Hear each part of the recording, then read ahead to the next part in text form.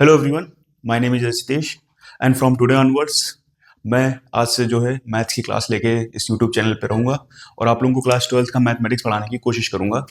थोड़ा सा अच्छे तरीके से बताने की कोशिश करूँगा। तो क्लास 12th की जो मैथमेटिक्स यहाँ से स्टार्ट होती है उसका पहला चैप्टर जो है वो रिलेशन एंड फंक्शन होता है। रिलेशन एंड फंक्शन को पढ़ने के लिए हमें सबसे इंपॉर्टेंट है कि उसकी जो बेसिक है सेट के बारे में जानना बहुत ज़रूरी है। तो आज की जो क्लास होगी वो हम सेट के बारे में जानेंगे कि सेट क्या होते हैं, किस टाइप से रिप्रेजेंट करे जाते हैं और कितने टाइप के सेट होते हैं और उनमें क्या क्या और चीज़ें शामिल होती हैं जो हमने क्लास 11 में पढ़ रखा था। थोड़ा सा उसका रिवीजन करेंगे तब जाके हम रिलेशन एंड फंक्शन को अच्छी तरीके से समझ पाएंगे। तो पहले यहाँ पर आपके सामने लिखी होगी सेट की डिफिनेशन लिखी है कि a well defined collection of distinct object is called a set. और आप देख रहे होंगे मैंने कुछ ग्रीन में शब्दों को लिख रखा है। पहला है वेल डिफाइंड डिस्टिंक्ट ऑब्जेक्ट। तो इनको ऑब्जर्वेशन करते हैं इन पर कि जो हम कब किसी कलेक्शन को, इसका मतलब ये होता है कि हम कोई भी कलेक्शन करें और ये कलेक्शन कब हमारा जो है सेट बन जाएगा उसको आप ऑब्जर्व करते हैं, देखते हैं। सो ऑब्जर्वेशन यहाँ पे लिखते हैं हम लोग। ऑब्जर्वेशन करते हैं कुछ डिफिनेशंस के जो डिफिनेशन में आने वाले वर्ड हैं। पहला पहला अगर मैं आप लोगों को बताऊं तो जो यहाँ पे वर्ड इस्तेमाल होता है ऑब्जेक्ट। ऑब्जेक्ट जो वर्ड होता है, ऑब्जेक्ट जो है is a primitive word.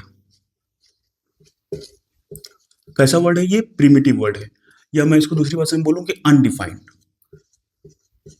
That means primitive word इसको इसलिए कहा जाता है क्योंकि अगर हम इसको डिफाइन करने जाएंगे तो एक दूसरा शब्द उसमें शामिल हो जाएगा जो कि हमें फिर डिफाइन करने की जरूरत पड़ेगी। तो हम इसको डिफाइन नहीं करते, इसको बोल देते हैं कि ये अनडिफाइंड वर्ड है। मतलब दैट मीन्स हम ऑब्जेक्ट की कोई क्राइटेरिया फिक्स नहीं करेंगे कि नहीं नहीं सेट को, किसी भी कलेक्शन को सेट बनाने के लिए कुछ इस तरह के ऑब्जेक्ट चाहिए। नहीं, कुछ भी नहीं है। आप जो मर्जी चाहिए, जिस भी टाइप के ऑब्जेक्ट आपको लाना हो ले आइए। लेकिन मोस्ट इंपॉर्टेंट थिंग है कि जब हम कलेक्शन करते हैं तब भी हमारे पास कोई ना कोई, जब हम किसी भी ऑब्जेक्ट को कलेक्ट करते हैं तो किसी ना किसी रूल के द्वारा ही तो कलेक्ट करते हैं। जैसे फॉर एग्जाम्पल मैं आपको बताऊं, एक एग्जाम्पल देके मैं आपको बता रहा हूं कि क्या डिफरेंस है इसमें। जैसे फॉर एग्जाम्पल मैं आपसे कहूं कलेक्शन ऑफ गुड क्रिकेटर। अगर मैं आप लोग को ये एग्जांपल दूं कलेक्शन ऑफ गुड क्रिकेटर, तो जैसा कि आप लोग देख रहे होंगे यहाँ पर ऑब्जेक्ट क्या है? Cricketer. This is your object कि आपको क्या लेके आना है? क्रिकेटर लेके आना है। और लेकिन रूल क्या है उनको लाने के लिए? गुड।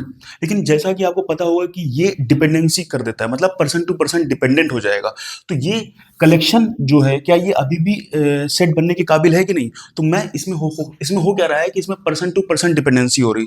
इस रूल के अकॉर्डिंग अगर हम अपने ऑब्जेक्ट को कलेक्ट करते हैं तो उसमें क्या आ जाता है? डिपेंडेंसी आ जाती है किसकी? Person to person. For example कोई किसी को अच्छा क्रिकेटर मानता है, कोई अपने दोस्त को अच्छा क्रिकेटर मानता है, कोई अपने जो सीनियर्स होते हैं उनको अच्छा क्रिकेटर मानता है, या कोई महेंद्र सिंह धोनी, विराट कोहली इनको अच्छा क्रिकेटर मानता है, कोई किसी और को मानता है। तो यहाँ पर पर्सन टू पर्सन डिपेंडेंसी आ जाती है। मतलब जब हम ये रूल डिफाइन कर रहे हैं अपने कलेक्शन को, अपने ऑब्जेक्ट को कलेक्ट करने के लिए, तो इससे क्या हो रहा है? पर्सन की डिपेंडेंसी आ रही है, हमें पर्सन टू पर्सन चेंज हो रहा है ये कलेक्शन। तो हम यहाँ पर क्या करेंगे?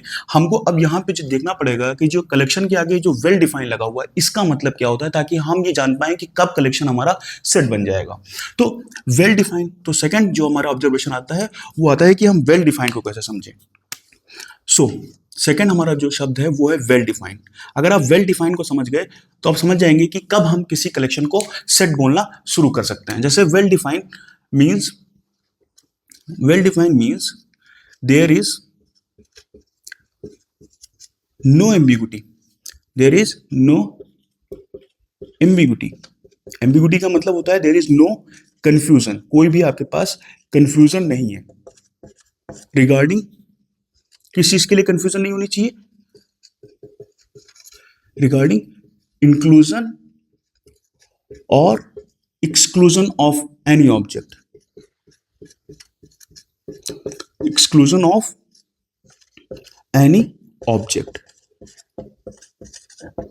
दैट मीन्स कि जब भी आप कोई ऑब्जेक्ट हमको बताएं तो एक ऐसा वेल डिफाइंड रूल भी बताएं साथ में, ताकि उसमें इंक्लूजन, उस ऑब्जेक्ट को मतलब कलेक्ट करने के लिए, कोई कलेक्शन बनाने के लिए उस ऑब्जेक्ट को इंक्लूड या एक्सक्लूड करने के लिए हमारे पास कोई भी कंफ्यूजन नहीं होनी चाहिए, विदाउट एनी कंफ्यूजन। तब हम कहेंगे वो कलेक्शन कैसा हो गया? वेल डिफाइंड हो गया। तो यहाँ पर जो वेल डिफाइंड है वो मोस्ट इंपॉर्टेंट रोल प्ले करता है किसी भी कलेक्शन को सेट बनने के लिए। वही मैंने बताया कि देयर इज नो एम्बिगुइटी, कोई कंफ्यूजन नहीं होना चाहिए, टू इंक्लूड और एक्सक्लूड ऑफ एनी ऑब्जेक्ट। जिस किसी भी कलेक्शन में जरा सा भी कंफ्यूजन आ जाएगा कि ये ऑब्जेक्ट इंक्लूड होगा या एक्सक्लूड होगा, तो समझ लीजिएगा वो कलेक्शन ही रहेगा, वो पर्सन पे डिपेंडेंट हो रहा है। तो इसका मतलब होना चाहिए कि वेल डिफाइंड के समय हमें क्या होना चाहिए, इंडिपेंडेंट ऑफ पर्सन होना चाहिए, पर्सन पे डिपेंडेंट नहीं होना चाहिए मेरा कलेक्शन।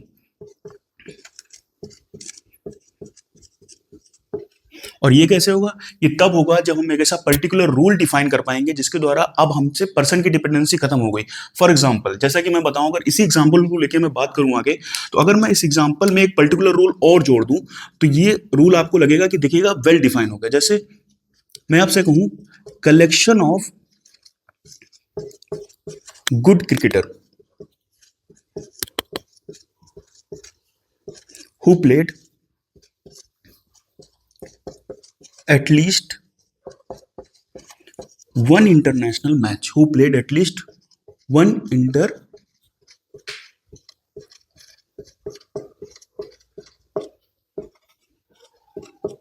तो जैसा कि यहाँ पर आप देख रहे हैं कि पहले भी मेरे पास एक रूल था, लेकिन वो रूल वेल डिफाइन नहीं था, तो ये डिपेंडेंसी ऑफ पर्सन पे आ चुका था ये एग्जांपल, तो ये कलेक्शन ही रहा, सेट नहीं बन पाया। लेकिन जब यहाँ पर मैंने देखा, तो जो ऑब्जेक्ट अब हम कलेक्ट करने वाले हैं और जो रूल अब हमने दिया है, वो रूल हमारा देखिएगा किसी तरीके से भी वेल डिफाइन हो चुका है, बिल्कुल 100% वेल डिफाइन हो चुका है। दैट मीन्स कि अब हमें कंफ्यूजन नहीं है कि ये जो ऑब्जेक्ट है इसको हम इंक्लूड करेंगे कि नहीं करेंगे। एक रूल, हमें पर्टिकुलर रूल मिल गया है उसमें कि जो टाइप ऑफ ऑब्जेक्ट जो हम ले रहे हैं क्रिकेटर, उसका एक पर्टिकुलर रूल डिफाइन हो गया कि हम किस तरीके से ऑब्जेक्ट को कलेक्ट करेंगे, और उसका रूल क्या है कि कम से कम उन्होंने एक इंटरनेशनल मैच खेला होगा। तो अब यहाँ पे पर्सन की डिपेंडेंसी हट जाती है, किसी भी तरीके से पर्सन पे डिपेंडेंसी नहीं है। आप कहीं भी लेके जाएंगे इस टाइप के कलेक्शन को, तो सबका कलेक्शन क्या रहेगा, सिमिलर रहेगा, पर्सन पे डिपेंडेंसी हट चुकी है, क्योंकि यहाँ पर जो मैंने रूल डिफाइन किया है वो एक वेल डिफाइंड रूल है। सो दैट्स वाई यहाँ पर कलेक्शन के आगे ये वेल डिफाइन लगा हुआ है, और मैथमेटिक्स में तब जाके कोई कलेक्शन जो है एक सेट बन पाता है, जब ये रूल जो है,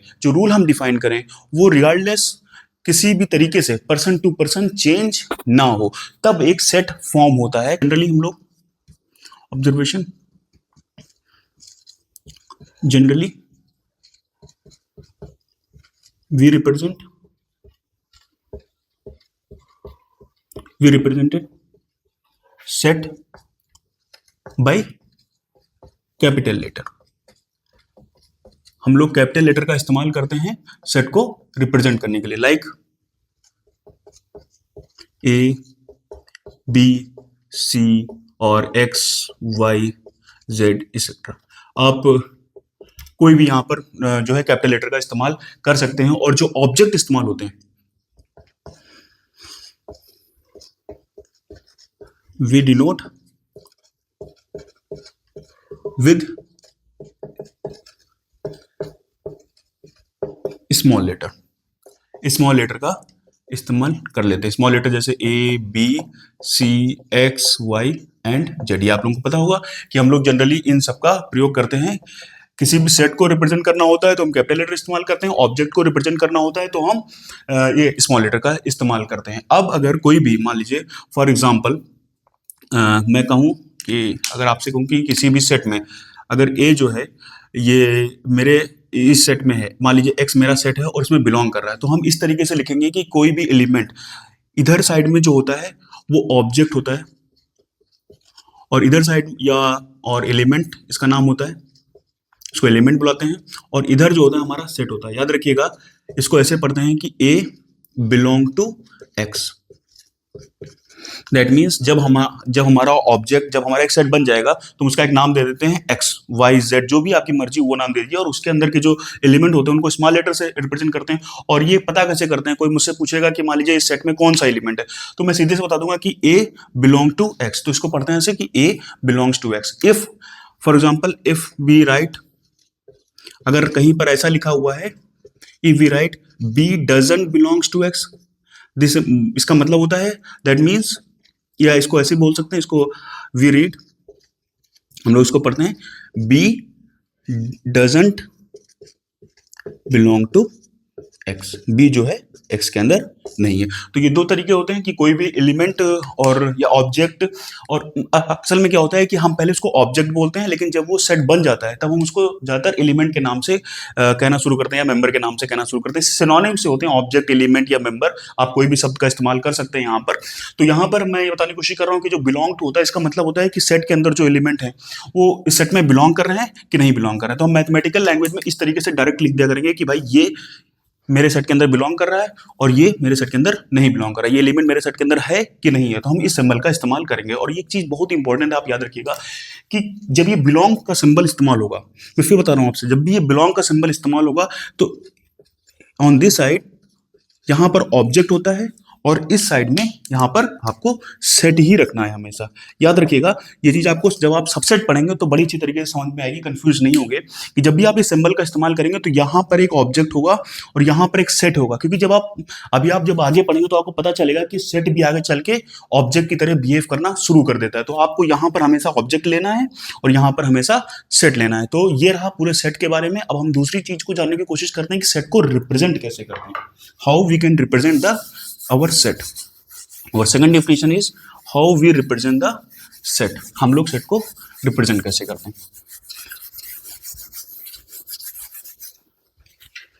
तो आप सबको पता होगा, क्लास 11 में आप सबने पढ़ रखा होगा, हम लोग जल्दी से रिवाइज कर लेते हैं। पहला चीज होती है सेट बिल्डर फॉर्म। ये या नोटेशन इस्तेमाल कर सकते हैं, सेट बिल्डर फॉर्म या नोटेशन। सेट बिल्डर फॉर्म, इसमें क्या होता है, इसमें simply we can write in that way कि एक्स, और आप सबको पता है कि करली ब्रैकेट यहाँ पर बनाया जाता है सेट को रिप्रेजेंट करने के लिए, इधर वाला ओपन, और जब तक सेट हमारा क्लोज नहीं होगा तब तक जो है उसको कंप्लीट सेट नहीं बोला जाता। तो आप ध्यान रखिएगा जब इधर सिंबल लगाएगा तो एक सिंबल इधर क्लोज भी करिएगा तब तक, वरना सेट क्लोज नहीं माना जा सकता। तो गलती से भूलिएगा मत इसको, ये बहुत इंपॉर्टेंट है ना। यहाँ पे हम लोग करली ब्रैकेट लगाएंगे और यहाँ पर हम हमेशा लिखेंगे टाइप ऑफ ऑब्जेक्ट। जब हम सेट बिल्डर फॉर्म में लिखने की कोशिश करते हैं तो ये बताने की कोशिश करते हैं कि टाइप ऑफ ऑब्जेक्ट कैसा है, और यहाँ पे फिर कॉलन लगाते हैं हम लोग, दिस इज कॉल्ड कॉलन, और इसको कहते हैं फिर अगला जो आता है रूल फॉर कलेक्शन। तो अभी हमने जैसा डिफिनेशन में हम लोग बात कर चुके हैं कि आपके पास पहले तो ऑब्जेक्ट का टाइप, और ऑब्जेक्ट मैंने पहले बोल दिया कि प्रिमिटिव होता है। कलेक्शन, रूल फॉर कलेक्शन आपको देना पड़ेगा, और वो रूल कैसा होना चाहिए, I again repeat, well define होना चाहिए। That means without any ambiguity, inclusion और exclusion of any object. Object में कभी भी हमको दिक्कत नहीं होनी चाहिए, किसी भी पर्सन टू पर्सन को दिक्कत नहीं होनी चाहिए, या पर्सन टू पर्सन चेंज नहीं होना चाहिए, इस बात का ध्यान रखिएगा। जब भी यहाँ पर दोनों टिक लगेंगे then your collection became a set. Okay, तो ये रहा सेट बिल्डर फॉर्म में। फॉर एग्जाम्पल अभी हमने जो एग्जाम्पल पीछे पढ़ा हुआ है, जो अभी तक हमने ले रखा था example collection of good cricketer, तो यहाँ पर हम लोग कैसे अगर इसको लिखना होगा तो हम लोग ऐसे लिखेंगे कि जो ऑब्जेक्ट है मेरा वो क्या है, क्रिकेटर। ऑब्जेक्ट क्या है, क्रिकेटर है, सच दैट, और उसका रूल क्या था कि who played at least one international match, one international match, यहां पे लिख देता हूं।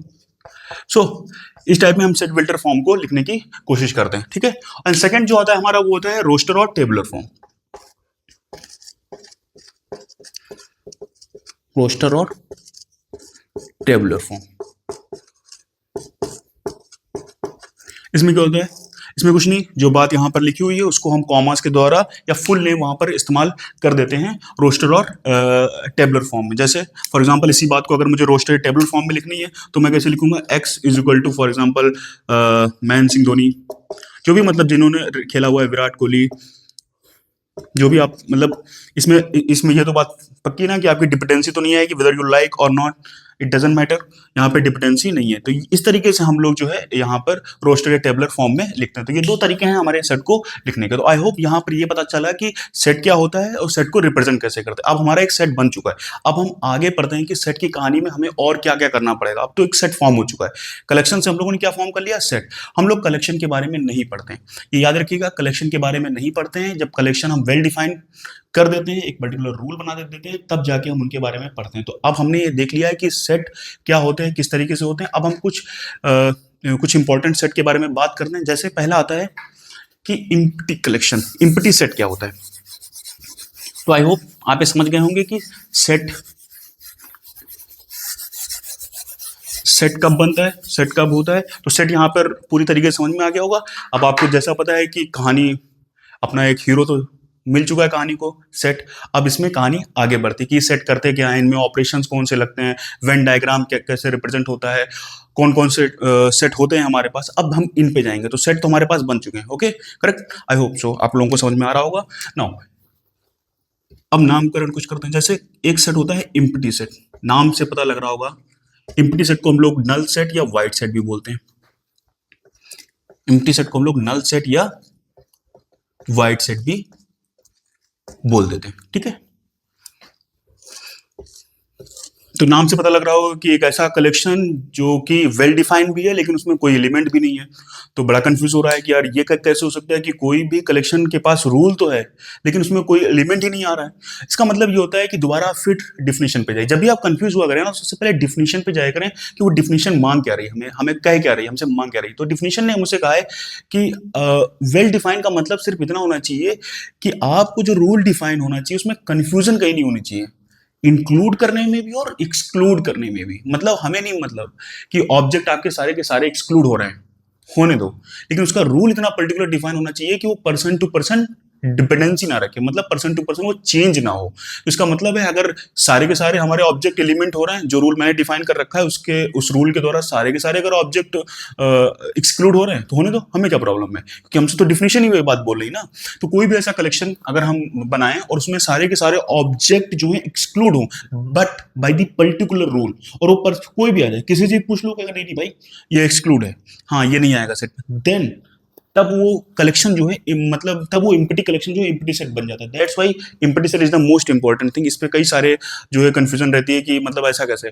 तो इम्प्टी कलेक्शन तभी इम्प्टी सेट बन पाया जो जब वेल डिफाइंड की हमें एक पर्टिकुलर डिफिनेशन मिली, जब कलेक्शन जब वेल डिफाइंड एक पर्टिकुलर रूल को रखता है अपने पास कि उसमें ना ही कंफ्यूजन इंक्लूजन की होनी चाहिए ना ही एक्सक्लूजन की होनी चाहिए, तब जाके ये इम्प्टी कलेक्शन इम्प्टी सेट बन पाता है। And that's why this is our most important set. तो इसकी डिफिनेशंस में अगर बात करें तो आपको पता होगा कि द सेट विच डज, अगर सिंपल सी इसकी डिफिनेशन तो यही है कि द सेट विच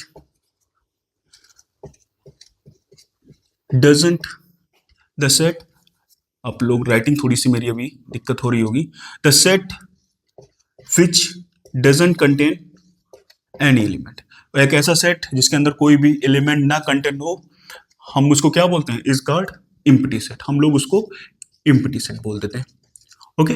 इसमें तो किसी को कंफ्यूजन नहीं होनी चाहिए, सिंपल सेट है ये empty set, but most important set है, most important. The set which does not contain any element is called empty set. It is denoted by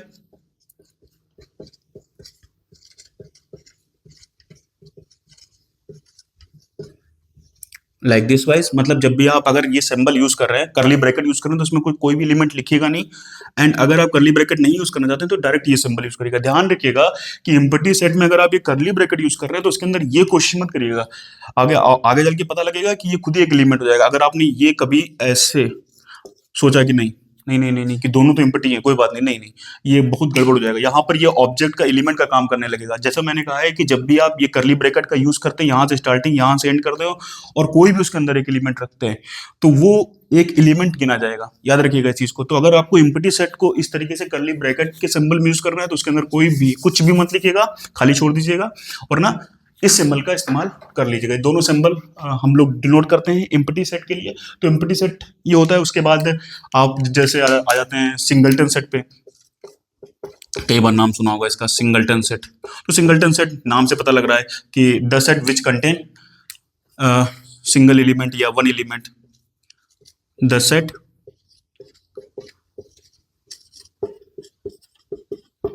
which contain single element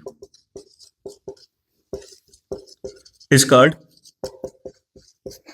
singleton set, ठीक है। तो इसमें तो ज्यादा कोई परेशानी है नहीं।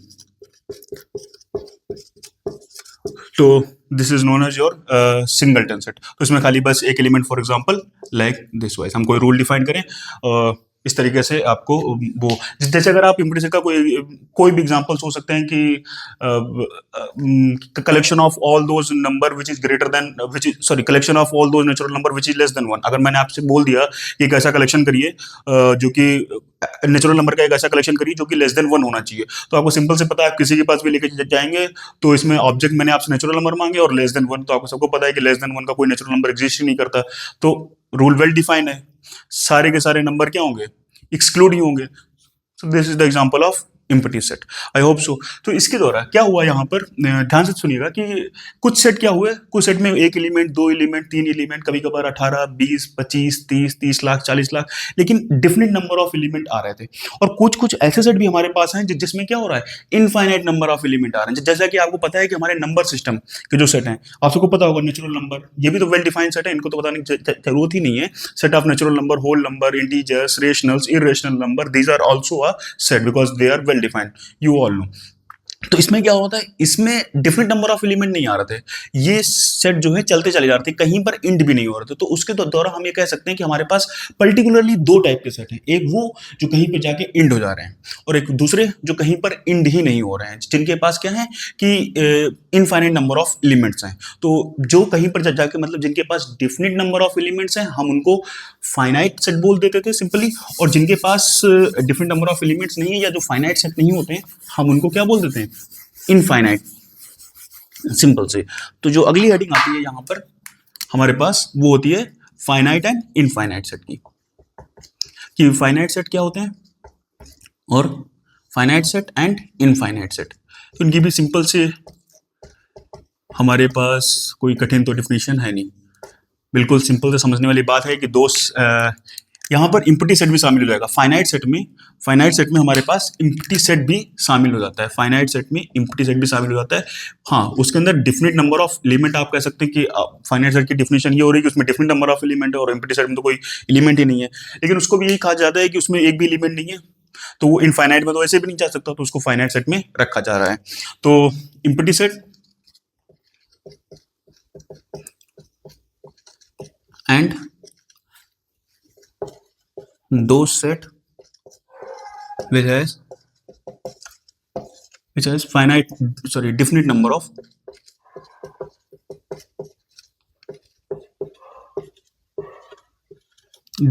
of elements are known as finite set। उनको हम लोग फाइनाइट सेट में रख देते हैं। एग्जाम्पल आपके पास बहुत सारे होंगे, जैसे मैं आपसे collection of all the English alphabet, collection of week, हफ्तों का जो आ रहे हैं, Monday Tuesday Wednesday, collection of your months, collection of those natural number, collection of natural number less than 100, collection of prime number less than 100, these are the example of finite set and infinite set, those set which are not finite। फिर मतलब दो ही type के set हो रहे हैं, दो set विच और not finite. बीच वाला कोई सेट नहीं है, ऐसा नहीं है कि नहीं कोई फाइनाइट नहीं है या इनफाइनाइट नहीं है, अगर वो फाइनाइट नहीं है तो वो इनफाइनाइट है, और अगर इनफाइनाइट नहीं है तो फाइनाइट है। तो इसीलिए दो set which are not finite is infinite set. तो इसमें ज्यादा कंफ्यूज होने की जरूरत तो है नहीं इस टॉपिक में। सिंपल सी बात है कि हमारे पास कोई भी अगर हमको सेट हो तो हमको देख के पता लग जाएगा यार कि भाई ये अगर नेचुरल नंबर का सेट है तो इनफाइनाइट सेट होगा, और अगर मान ला वो मांग रहा है कि collection of all those natural number which is less than 100, simple सी बात है, आपको पता चल जाएगा वो फाइनाइट सेट होगा। अब नो हम बात करते हैं कि कब हम बोलेंगे दो सेट इक्वल सेट कब होते हैं। चलो यहाँ थोड़ी जगह है, दूसरा टॉपिक था इसमें कि इक्वल सेट कब होते हैं। देखो ध्यान से सुनिएगा, आगे चल के आपको एक और वर्ड से सिमिलर सेट, हमें कभी कभार इसमें बड़ी कंफ्यूजन होती है। Equal set and similar set में बहुत ज्यादा डिफरेंस है। इक्वल सेट में मतलब सिर्फ इतना सा होता है कि आपके पास अगर दो सेट हैं, लेट ए एंड बी, अगर आपके पास ये दो सेट हैं तो इसमें होना क्या चाहिए कि every element of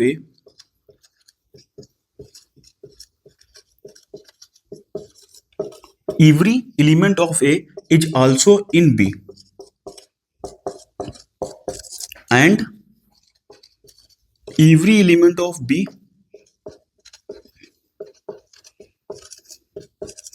is also in A। मतलब सिंपल सी बात में कह रहे हैं कि same number of elements and same elements, मतलब नंबर भी सेम होना चाहिए और इक्वल नंबर ऑफ एलिमेंट्स भी इसमें होने चाहिए। जैसे फॉर एग्जांपल के तौर पे अगर मैं आपको बताऊं इक्वल सेट के लिए, तो एग्जांपल के जैसे मेरे पास ए एग्जांपल ये रहा 1 2 3 in simple language, B is equal to 3 2 1।